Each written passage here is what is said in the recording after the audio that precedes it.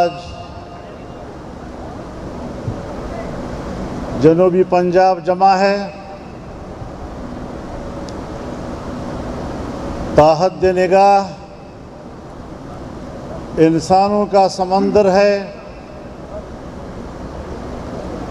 जो इस बात को पाकिस्तान के सियाह सफ़ेद के मालिकों को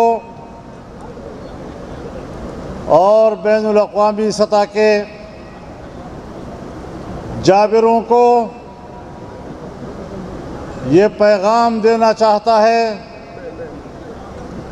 कि हमने इस बड़े इज्तिमा की वसातत से फरवरी 2024 के आम इंतखाबात और उनके नताइज को मुस्तरद कर दिया है।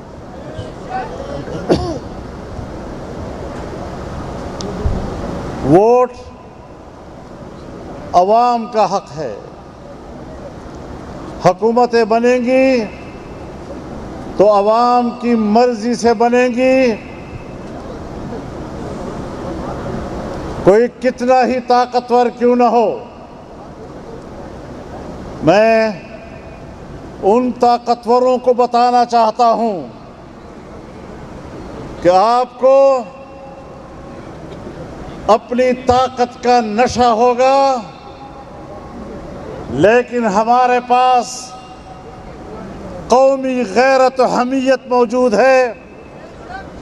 हम तुम्हारी ताकत को जूते की नोक पर रखते हैं और अलल ऐलान कहते हैं कि हम दुनिया में भी और पाकिस्तान में भी किसी ताकतवर की गुलामी को कबूल करने के लिए तैयार नहीं हैं।